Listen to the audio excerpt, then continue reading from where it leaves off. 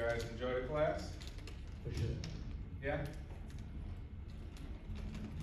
Not just saying that to make me feel good. All right, today we're gonna talk about psychological disorders. Does anyone in the class know anyone with a psychological disorder? Any kind you care to share? One of my old teachers from high school, he had OCD. Obsessive compulsive disorder. All right, what were some of his features, characteristics? Instead of calling it OCD, call it CEO if you want to put it in alphabetical order. Okay. So obsessive compulsive disorder, which deals with kind of a lot of fixations on things, right? You gotta have, maybe it could be deal with neatness, right? It has to be a certain way, else it causes you great distress, great discomfort. To really understand psychological disorders, I want to give a broad perspective of it, so we're not generalizing here and thinking that, hey, you know, somebody has a mental illness of some sort. We have to put things into context, right? So context would be like time, place, things of that nature.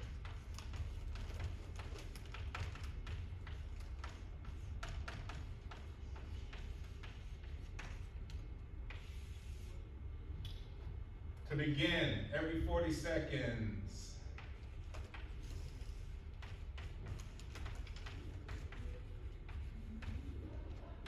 someone commits suicide.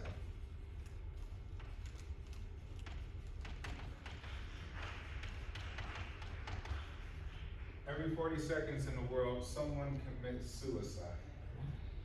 Think of that, right? We have a 50-minute long class. It means how many people killed themselves by the time we're done with class, right? Nearly 8 billion human beings on planet Earth.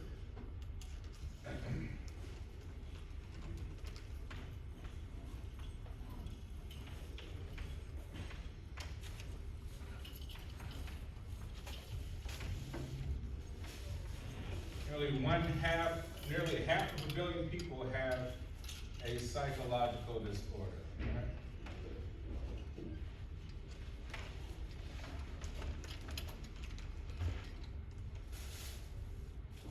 But to understand this, we need to understand context.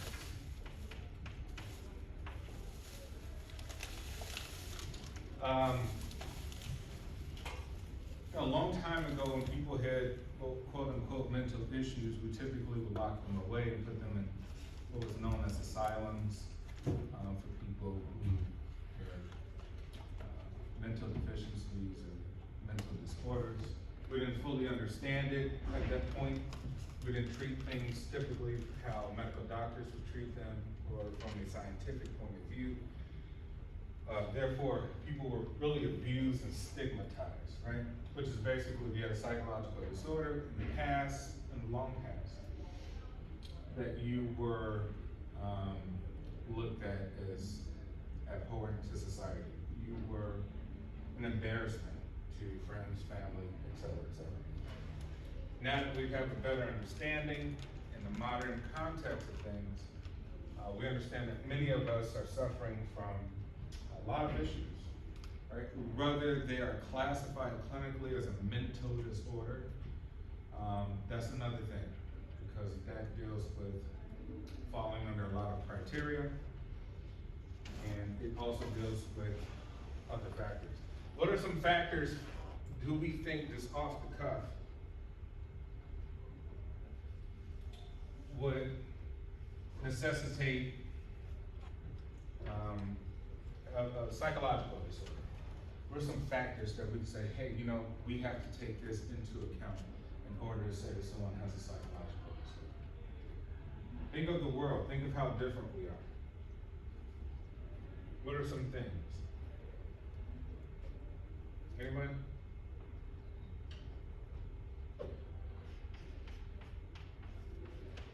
Right? Culture. Oh, I'm sorry. What were we gonna say? Like lifestyle inhibitants. What's that? Lifestyle inhibitants. Lifestyle inhibitants? What do you mean? Like someone is, like they have internal factors that inhibit them from doing things or like performing daily tasks. Yeah. Right, we could say they have basically a biological issue, right? Which is, later on, within our field, we understand it to be a biological, thing.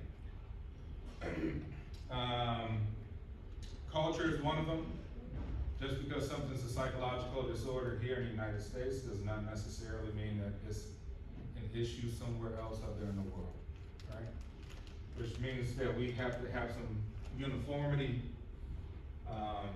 that evolves, right? So to say that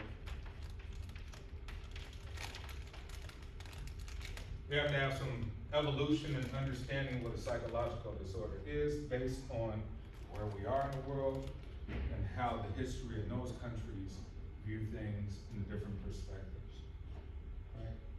So we have something called the International Classification of Diseases. That is by the World Health Organization, and they classify basically all medical issues, including psychological issues, right? Which is like when COVID came out, the World Health Organization is typically what you saw as an international body addressing COVID, but they also deal with mental health issues. Here in the United States, we have a book, compendium called the Diagnostic Statistical Manual. And that is what psychologists, psychiatrists use to identify, define, classify what a psychological disorder is. And within those disorders, there's a lot of factors. Hey, how long have you been behaving this way? How long have these thoughts, these feelings? How will we define in terms of degree, moderate, mild, severe? You know, if we could assess if we have a disorder. So there's a lot that goes into it. So the first thing I want to address is like, hey, we gotta have a broad mind and understanding it. If not, we're gonna really generalize what psychological disorders are. And I know that recently, probably in the last 20 years, you know, they've been overdiagnosing a lot of teenagers and people your age with ADD, ADHD, right? In which case, we've come to understand that there may be some other factors attributed to that, right? And also, since it's something relatively new, instead of just being an energetic young individual, there's a lot of stigma that goes with it. So we need to get over the stigma. Okay. Any questions so far? What do we think is one of the biggest psychological disorders in the world today? You can name one. It's maybe one that some of us in this class have faced at some point or another. Yes? Depression. Yes, right? Depression. We get depressed. We get sad. And if the sadness or these feelings of sadness leads to disrupt our lives, disrupt our work, disrupt school, disrupt our interactions with other people, if it's a prolonged period of time. They have comorbidities with it, means like there's something else happening within your body or with you. Then you could be clinically suffering clinical depression, not just, hey, you're just depressed. We all get depressed, right?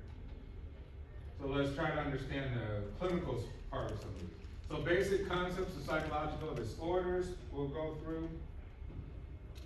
Anxiety, OCD, PTSD, major depressive disorder, bipolar disorder, schizophrenia, and other disorders.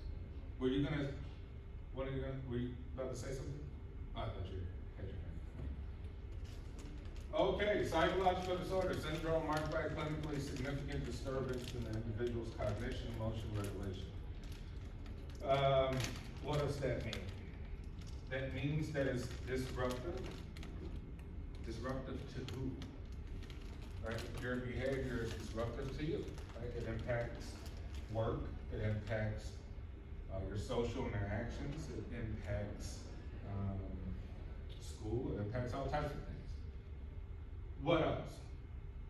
It impacts other people, right? So if we go on, let's say we go on the subway train, or we go on let's say we go on the red line in Chicago, right? And we get on, we're going to school, going to work, and there's so much just constantly like blurting out something really loud, constantly repeating the same thing over and over again, right? We could say that thing may not be disruptive to them, but it could be disruptive to us. And if it's disruptive to society, which means you can't function in a normal situation in society, that could be a situation where you have a disorder, right? So we're just looking at the word itself, disorderly within the context of yourself. It's impacting you, it's impacting your environment, and it's also impacting others around you, right? So there is sort of the simple definition, disorder, right? Dysfunctional and maladaptive, which means that it's not working with society, right? It's not working with you and your family, it's not working with you and your job, it's not working with school, it's not working with others. It's not able to adapt to the environment, right? Your behavior is not able to adapt to the context of different situations. And often accompanied by distress, right? We just say distress to yourself and distress to others. Right? You create anxiety for others, you create anxiety for yourself. That would be sort of the basis for a psychological disorder before we dive into all of the kind of nuances of it. So we talked about hospitals replaced asylums, right? So it used to be asylums. Next, they moved these individuals who were asylums into hospital. Now we begin to actually look at them and treat them like we would any other illness within our bodies, right? From a biological standpoint. And this is kind of where we get a broader understanding of what a disorder in the mind comes from. So mental illnesses are diagnosed on the basis of symptoms, just like you would any other medical issue, treated through therapy and cured, right? I would say the curing part is not as prevalent for many issues. Typically, mental health issues may be lifelong, and you just have to manage.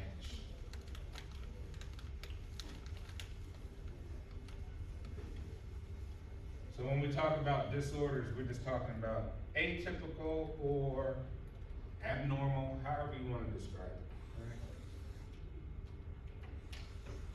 Go back to the Bell curve. Here's normal.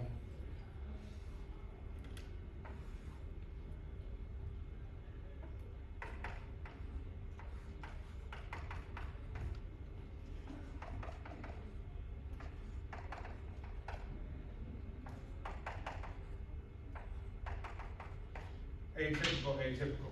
Now, depending on which side you're on, you can't really say if that's a bad thing or not, right? Because we can say a lot of geniuses, right? A lot of people who are highly intelligent individuals may have some form of disorder, right? Their behavior is atypical, right? Maybe on the other side, we say, well, this one really impacts other individuals that they're around. They really can't function around other people, right? It really impacts themselves too, causing a lot of distress for them, their well-being, their quality of life, et cetera, et cetera. And here we have the middle. We say this is normal behavior. And think of the context of quote unquote normal behavior. We said culture. Culture would be like, well, this is normal over here. What's normal over here may not be normal over there. So we always have to look at the context of environment, culture, et cetera, et cetera. Genetically influenced brain structure and biochemicals abnormalities contribute to mental illness, right? We talked about that earlier, where you can have something else going on, biochemical, or you could have been born with some sort of brain abnormality that impairs mental function. So that was the medical model. Then a biopsychosocial approach later on, we adapted psychology studies, how biological, psychological, and sociocultural factors interact to produce specific psychological disorders, right? So that sociocultural part is really, really important because we're evolving. There's internet gaming disorder, right? Now, would it be an internet gaming disorder without the internet? 30, 40 years ago or something? No. So the understanding of disorders is evolving. It is perpetual. It is never ending. We're constantly trying to understand the nuances of what's going on. I remember, so the DSM is the US version, right? The Diagnostic Statistical Manual. You can look at that book. You can look at every single disorder in that book. What's the criteria, the severity of it, and all the other attributes and features, right? And so I think we're on the 5th or the 6th edition coming up for that.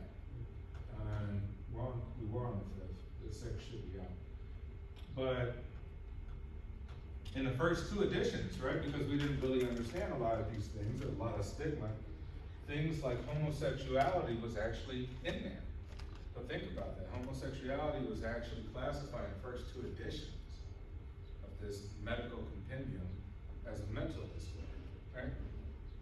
And now as we understand the difference in biology, chemical processes, personality, environment, culture, et cetera, right? We've moved beyond that thing, right? We're not stigmatizing and trying to traumatize people for our innate beliefs. We're trying to understand it from a scientific point of view. And there's the vulnerability stress model, epigenetics, right? Which looks at the sources of genes and how they're vulnerable to stress. All right, so some biological influences. Evolution, right? Individual genetics plays a part. There's a good chance if someone in your family has schizophrenia, right? Mom or dad, there's a chance that you could develop schizophrenia yourself, right? So depending on what the issue was, biologically with parents or even grandparents, what have you, those things can play a factor on your mental state and behavior. Brain structure and chemistry, some psychological influences, stress. Taking on too much stress can cause a crash, can cause a break, can cause a disorder, can cause you to begin to act abnormal, different than what you used to act like based off of stress, taking on too much. Some form of trauma. You face some sort of trauma. We see this with military vets. Right? You come back from military conflict, and now you are back in a normal civilized society, and now you may feel the effects of that trauma. Right? You're trying to still cope and deal with what happened, what you saw, what you engaged in. Learned helplessness, that too, which means like as our development as a child and adolescence, we're always taking the viewpoint that we're just helpless, that we have no control, therefore our minds tends to just let everything go and let everything just take over us, right? We're not building resistance and resilience to things. And mood-related perceptions and memories, right? Which kind of overlap with some form of trauma and stress. So mood-related perceptions, which means that how you perceive something and how you react to it. If you do that over a long period of time, it becomes part of who you are, part of your characteristics, personality. After even a long period of time, that stuff will just influence your life, your lifestyle, your quality of life, and people around you, as well as memories. It should be trauma related. And then there's socio-cultural influences, right? What's the roles that people play in a society? What is your role? What is your expectations, right? And what is our definitions of normal? What are our definitions of disorder? Think of all of So it's good to understand how we define things, right? As you go on through school, you'll learn that that is all basis for scientific inquiry, right? You're questioning the very definition of things, questioning the source, questioning the origins, the genesis of things. Right? Labeling people. Classification aims to predict a disorder's future course, suggests appropriate treatment, and prompt research, right? So we do have to label people based on the classification of the disorder. The APA, which I'm a member of, is diagnostic, like you said, DSM-5 currently. The WHO, International Classification of Diseases, the U.S. National Institute of Mental Health Research, domain criteria. This is the research body, this is the international body, this is the national body for understanding mental disorders. Some of the changes as DSM evolves, right? Autism and Asperger's syndrome, autism spectrum disorder, right? So before autism was very pigeonholed, now we understand that we call it a spectrum because it's very, very broad, right? Autism is very, very broad.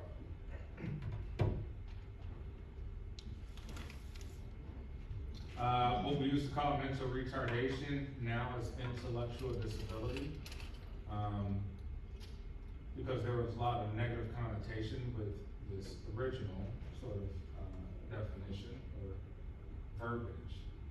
Hoarding disorder and binge eating disorder added, right, which are linked to trauma, depression, et cetera,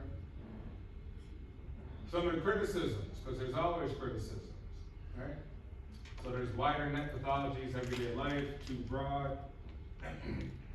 So there's everyday life, there's just too much going on, so it's really hard to classify a lot of these things precisely. Subjective diagnostic labels that we give people are very subjective, right? They can sometimes be seen as very pseudo-scientific. Biasing power of label, which is a huge one, right? Which means that we may label people because of our own bias, right? We have something inside of us that we dislike about people we're labeling. Hence, we want to feel some sense of superiority over others for whatever reason we make up in our minds.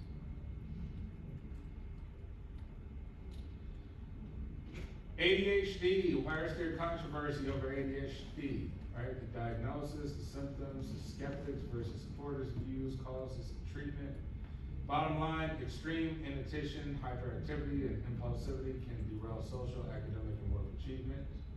These symptoms can be treated with medication and other therapies. Debate continues over whether normal high energy is too often diagnosed as a psychiatric disorder, right? ADHD, right? You guys, throughout high school, do you know people that were diagnosed with ADHD, or even right now?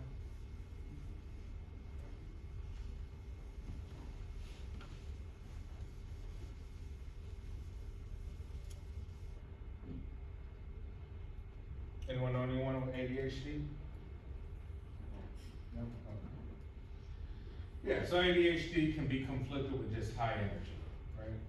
And impulsivity.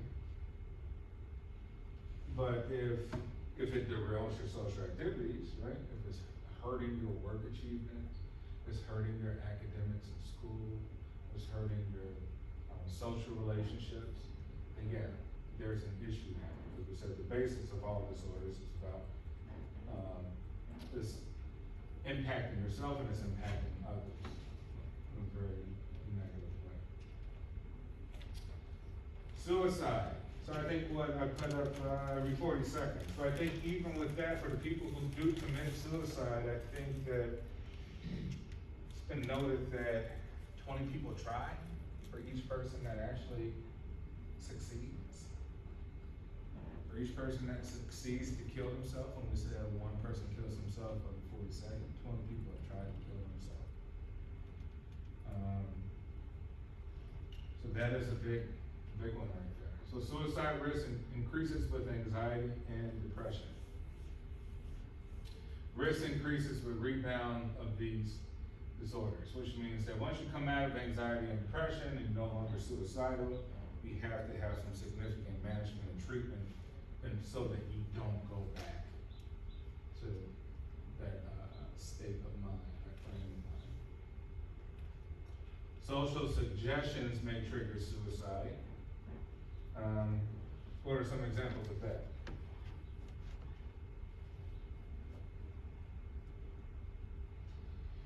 What are some social suggestions that may trigger suicide?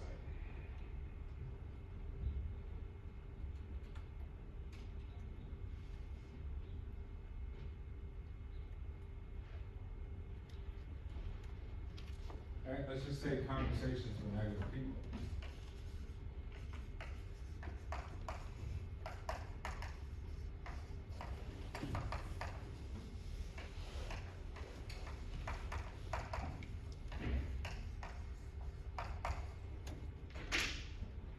If you experience a lot of anxiety or depression, it's probably best for you to stay away from negative people. Because negative people will tend to bring you down to a dark place where you don't want to, which could hurt you. Right? So you got to counterbalance what's going on with you. So you need very positive, uplifting people in order to create some sort of balance. Right? So it's just like a scale. You don't want to have negative people because they'll give you basically information that is contrary to your mental health. Suicide is often unpredictable, right? A lot of times when we hear about people killing themselves, it's like, oh my gosh, I thought that person was fine. You know, they seem okay to me. They seem happy. Which is the mask, right? We talked about we're young. We talked about we may wear a mask. Some of the people who are most energetic and upbeat and positive, right? They're some of the most depressed people, right? But they're putting on a mask to the world in order to display what's not truly going on with them internally. So it's very unpredictable. Researchers report different group suicide rates, right? So it's different. It's based on different, so it depends on the nation you're on, I think. So, I think Washington State or Seattle has the highest suicide rate, I think, for any metropolitan city. Why do we think that is? Anybody ever been to Seattle or been to Washington? No? No one's been to Seattle? What could be a contributing factor for Seattle having high suicide rate for a city? Yes? The weather? Yeah, there you go. Seattle, it rains, I think a third of the time, 130 some days or something like that. It rains a third of the time. Well, how does rain make you feel if it's raining all the time? You're gonna be in a depressed mood, right? When it was sunny out a couple of days ago, how many people were outside having a blast, right? Everybody's feeling good. So weather does have an impact, right?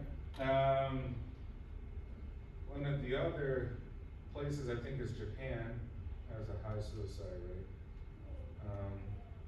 There's some other East Asian Oriental countries that have high suicide rate. And probably that could be a cultural thing. You're like, hey, there's a lot of pressure. There's a lot of pressure for you to meet marks in life. And if you don't meet marks, if you go against the culture, like you go against the culture, now we've ostracized you. You know, you're a loser to us. We don't want to have anything to do with you. You know? You're bad, you're a failure. So it really just depends, right? So national differences, racial differences. Why would this be a thing?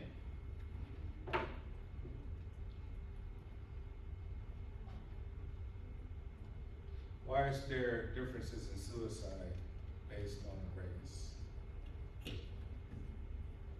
Anyone want to give it a shot?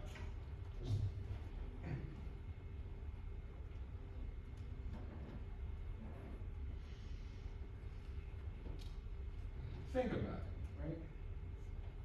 Race is a class system, right? And so if you classify, quote unquote, classify as such and such race, then it means that the other groups may have a little bit more than you, right? They may have more than you, they may have access to other things. And more importantly, that changes the mind frame of large groups of people. Think about that. The very basis of believing that you're in a group, it just requires belief. That's all it requires. You say, hey, okay, I'm this. Right? Which is kind of like, you think like, hey, that's kind of a social hypnotism. Right? This is what we say it is, and this is how it goes. Do you accept it? Yeah, I accept it. This is how it is. But if you believe these certain things, it can negatively impact, especially if you're of a minority group in a country, because there's minority groups in every country. Right? This is not just an American thing. Everywhere around the world, there are people fighting other groups. Sometimes the groups look exactly like each other. So it's not even really a skin color thing. But it's just essentially just an ideology. So it's just an acceptance, a mental acceptance. Like, hey, these people are different. These people, whoever these people might be. But if you're of a minority group, typically you have less access to resources. That is a big one, which means that you're struggling in comparison to others. If you're struggling in comparison to others, and you go out in society, and others have a lot, and you have a little, right? Others are moving forward with their lives, starting a family. You can't, right? You may feel treated unfairly from the justice in the country, right? You can say that. You're looked at different. That's it. You're stereotyped. These things have a negative impact, which means that you probably have a very poor quality of life. And these can have issues for suicide. People's like, well, there's no point, right? I live in this crappy place. The people here look at me as crappy. There's a lot of ignorance where I'm at. There's no money, there's no jobs, all that other stuff. That's gonna have an impact on them, right? So that does lead to suicide rates amongst groups for racial differences. Gender differences. Anyone can think of some contexts or reasons for difference in suicide rates per gender. Yeah, stigma. Like what? Throw a stigma out there. Usually with men, because men are usually told to kind of just stay strong and not access emotions. You might not know when men might be feeling suicidal. Yeah, absolutely. Right? Then there's all this pressure. If you don't do X, Y, Z, in reference, because we're always just referencing other people for whatever, right? We're referencing another group is men now, right? Before it was race. But if you're referencing yourself to other people, we start to believe these things. You're like, man, you're a man. A man does this. And if you don't do that stuff, it's probably going to make you feel less than quote unquote what society thinks a man is. Right?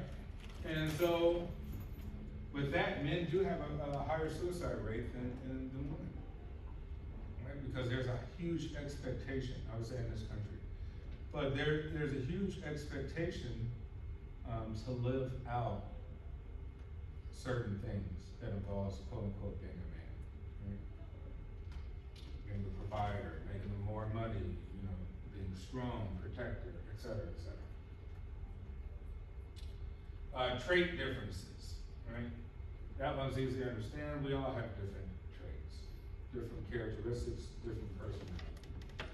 Those traits could be, handed down from parents or just part of your family. Like, hey, our family's like this is your trait, this is how I act. Age differences and trends. Why is that? We could kind of call that one generational differences. Why is that? What are the context behind that? Age differences.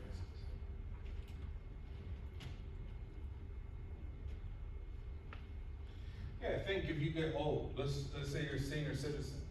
You're old, now you have health issues. Let's say you used to be mountain climber, hiker, extreme sports enthusiast, athlete, and now you can't even move because you're elderly, you have a lot of health issues, all these other things.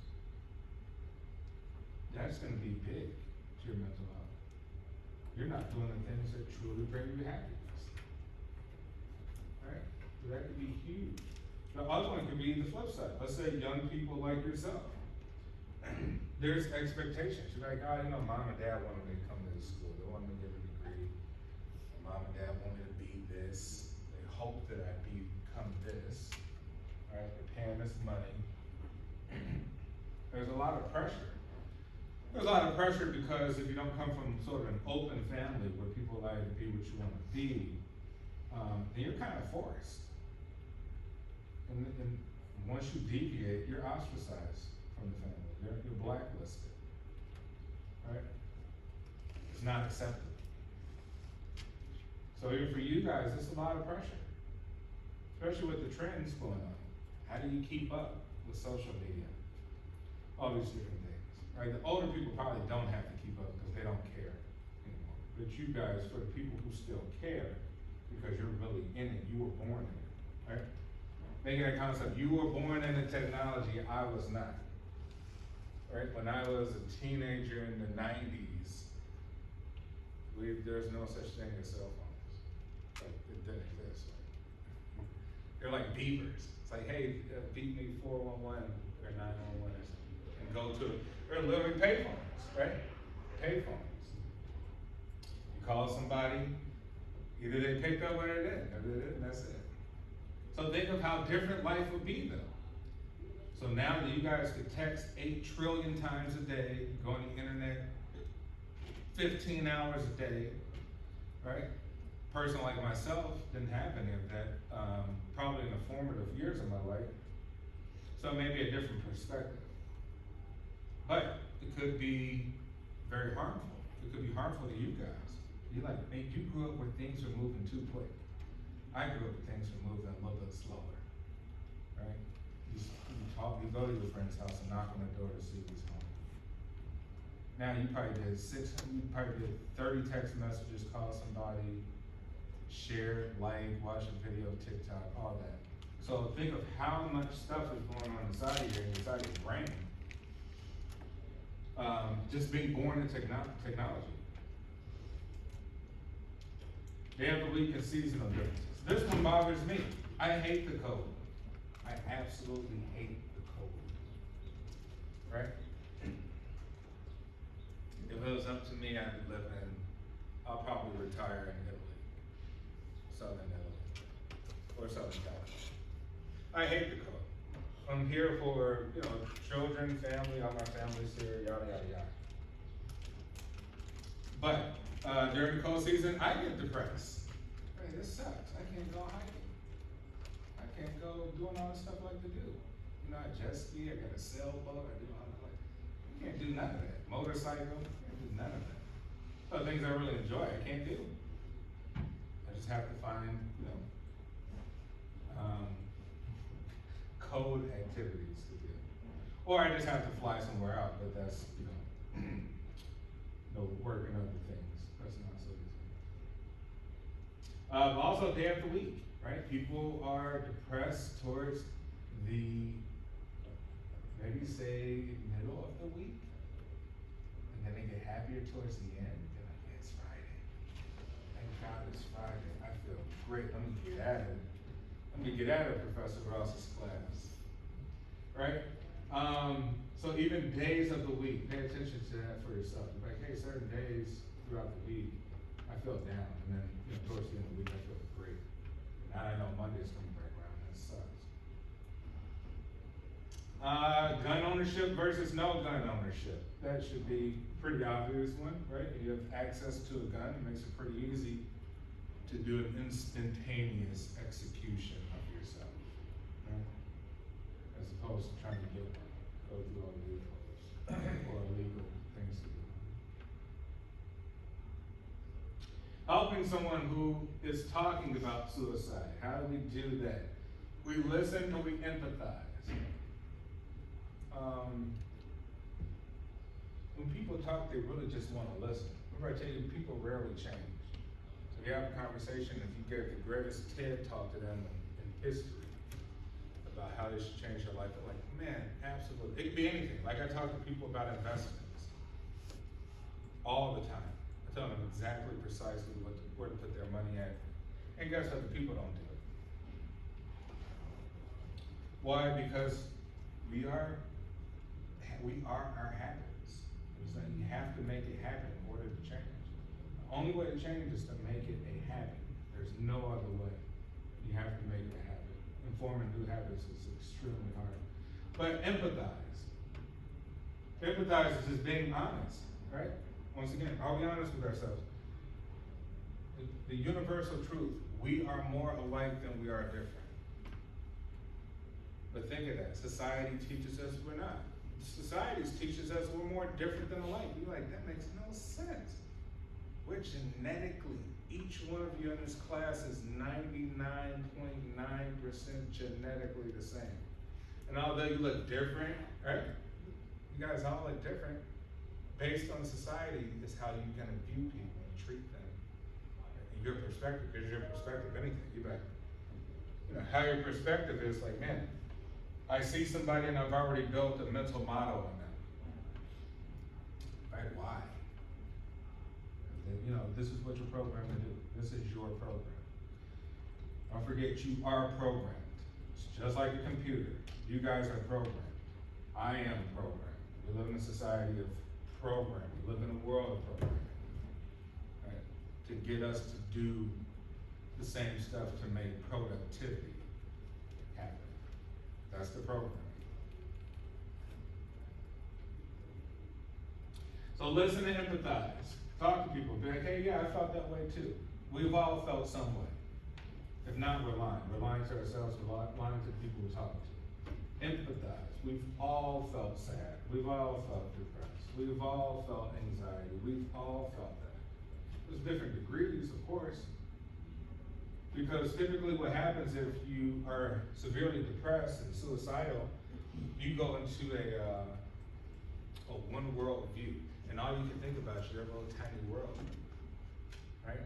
So you just think like your little world, you're in your room, or wherever you're in your car, and this is the entire world. It's just your family, boyfriend, girlfriend, whatever.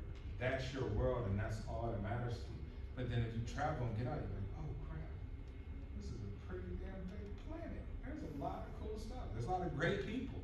You're not the only person that could be a boyfriend, girlfriend, right? Not the only people. It says 8 billion. You know what 8 billion people look like? So therefore, we have to broaden people's, if we empathize, we can help them say like, hey, you know what, you're going through it too. Wow, I didn't know that. You've experienced that too? Wow, yeah, wow, we've all experienced it. So you have to share a global view with people. You're like, hey, you know, this is going on everywhere. No matter what you believe or what people are hiding from you, we're all experiencing these emotions. Connect the person with campus counseling resources and crisis text lines. You guys probably have this information for Concordia. Definitely reach out to people if you know here, if you think of someone who is suicidal. Protect someone at immediate risk by seeking help, right? Just giving them some sort of help. Time is up. Okay, let's finish the last one. Risk to harm yourself and others, non-suicidal self-injury, right? We just want to harm ourselves, but we don't want to kill ourselves. More common in adolescents and among females, right? So we're actually still part of you guys. But hey, he doesn't love me anymore. He said he doesn't love me. I'm gonna kill him. I'm gonna cut my wrist, right? I'm gonna hurt myself because he, which is that worldview. I mean, a small one worldview. This is it. This person is the entire universe. And then you go outside and drive like, actually they're not. But see, that's another person. right? But it's perspective that counts. Usually painful but not fatal, so people make threats to get someone else to feel sympathy or make them react. Be with me as I'm killing myself, right? Call me as I'm hurting myself. Make, cut, or burn the skin, hit myself, insert objects under the nails of skin, tend to experience bullying, harassment, and other stress, often self-critical and struggle with a range of other problems. Any questions? We're almost done. Think about that. Next week is it. That's it. Y'all come teach another course and you'll see me again. I teach business as well too, and philosophy. Okay, any questions before you go? I'll get you guys emails back. I know you've been emailing me and you haven't received responses for the busy week, and I'm gonna get everything ready, so just be a little patient. I'll see you on Wednesday.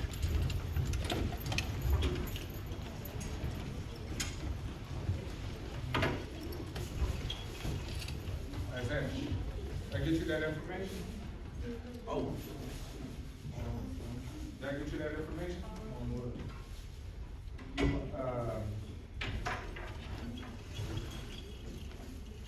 Yeah. Yeah, every day is after the same. Like 2 p.m.? Shit. I'll send out like notifications on my board. Oh, you want it, right? Oh, yeah. Yeah,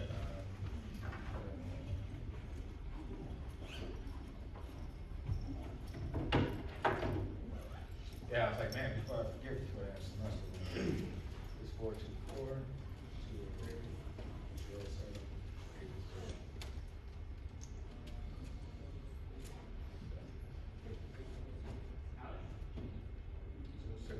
You put 20. Yeah. And then you can email me, I'll give you my email too.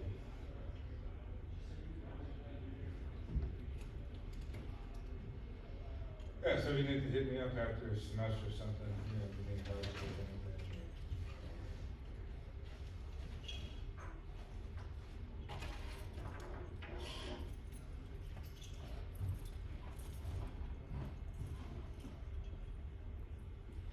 Okay.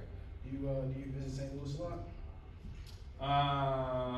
Man, it's been a while. You know what? I'm actually driving down to New Orleans, so I'll be passing, like right by it. I'm going down to Memphis first and New Orleans, probably in like late May, early June. I got some family down in South Memphis and Osceola, Blytheville, and Little Rock, Arkansas. Oh wow! I never really stopped in Arkansas. You been down there, like hung out? Yeah, so I'm like, It's a dry. It's just real dry. it's real dry. I know that's one of the things I'm kind of like Arkansas ain't got nothing. Yeah. You know, like what I'm starting. Especially Osceola, there's nothing there. Yeah, like sometimes when you drive past some places, you're like, man, why these people over there? Yeah. What's wrong with them, man? Yeah. How's everything going? Everything good? It's going all right. Feel Yeah. better? Yeah, definitely. I'm pretty sure you've heard about, you know, like the major stuff that's in the news. What you mean? From school? Oh, yeah. Yeah. So I asked the class earlier before you came in. Cause I had heard about the professor that got removed or something like that, but I don't know, like you mentioned it to me. Yeah, he was my professor, yeah. Here's the one who got removed, Yeah, or the he one was- that made the racist statement? He was one of my professors, yeah. Okay, so tell me what happened exactly. So I guess in general, he has like been speaking out in class, like just about a bunch of different stuff.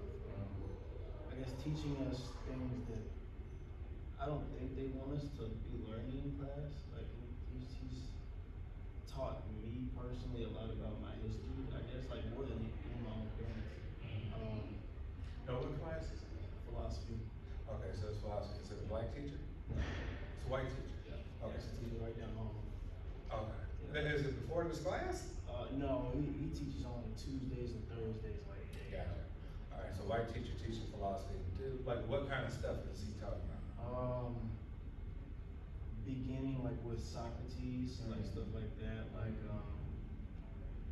a lot of the ideas that he implemented and how they affect today's society, like that stuff is really powerful. Like Extremely powerful. Yeah. Yeah, I mean, Aristotle and particularly, you know, Plato wrote for Socrates, right? So Aristotle and Plato, yeah, I mean. we're reading Plato's Republic. That's what we're Oh reading. yeah, it's phenomenal. That stuff, I'll tell you this, like once you get into that philosophy stuff, man, that'll change your life. Because then you'll get into the other guys. I always bring up Nietzsche. Nietzsche is one of the greatest philosophers that's had an impact on, you know, the world. But definitely Aristotle and Plato, because Aristotle actually permeated the Christian church, you know, so a lot of things, even as a Catholic, a lot of things, even Catholicism, is very Aristotelian. Like you read Aristotle, you're like, okay, I'll take this, meshed it with this. You know what I'm saying? You lay it over. But what was he saying exactly when it dealt with race? He did talk about racism a lot. I'm trying to think how can I say it specifically.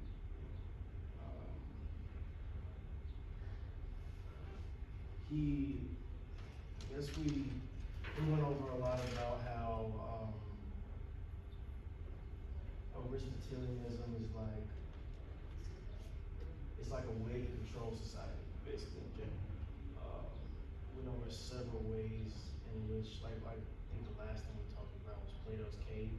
And like The allegory of the cave. idea of like education and stuff like that. Yeah, people don't want you to see the light, they just want you to stand in the cave, look at the figures on the wall, and now walk out. Yeah. So that's really a lot of what we were going over, and I think the head lady of the department, she peeped in a few times, and just kind of heard like what was going on. And she didn't like that? Yeah, I don't think she. Okay, but you saying what he's teaching you is beneficial to you. Well, me and this other kid in the class named Rayvon, we're the only African American kids in the class, and so we call each other like literally after every class, like, did you ever hear what he just said? Like he's teaching us stuff that no other teacher would actually teach us, you know, like. And yeah, so we have like deep conversations about it. And one day we just ended up asking him like, why are you teaching us this stuff? And he's like, well, I want you guys to know. I'm like, wow, it's crazy.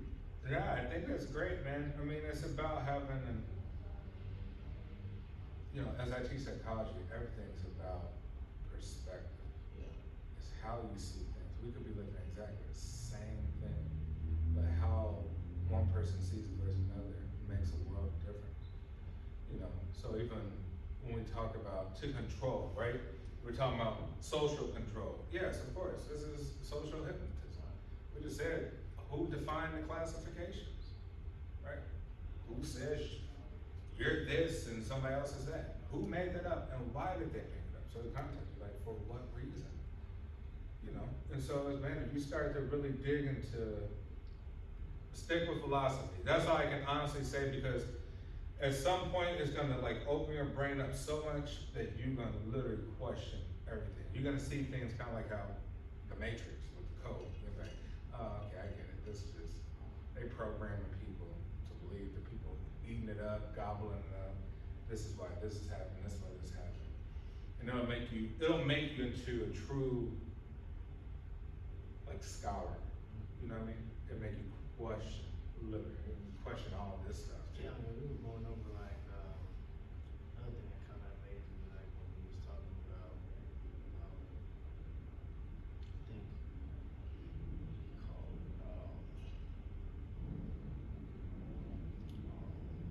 how Socrates like had this idea of how a perfect world would be, and how like part of it involved like orgiastic festivals between the entire community, and like that was a way to preserve certain ideas that would stay within that community, Yeah. you know? Yeah. And then I thought about what my parents used to tell me about Donald Trump and how he was a person who was put there to kind of bring back a lot of ideas, and I was like, people are actually trying to preserve certain ideas, you know? Yeah, absolutely. You can see it. You can see the cycles. Yeah. You like Me Too happened, Me Too movement. Now it went down. So like things like Johnny Depp, they keep talking about Johnny Depp and his thing with his wife. Now a lot of people on the man's side again. So now it went from like, dude, all men are bad, we're sexual predators, you know, don't trust nothing, man saying. Now it's starting to swing back to like, oh, men need to be alphas in the society to keep it the way it was, you know, to keep it the way it is. So yeah, it cycles back around, but if you can see the patterns, you're like, oh, I see what they're doing, right? The media, the politicians, like, I see it, it's coming.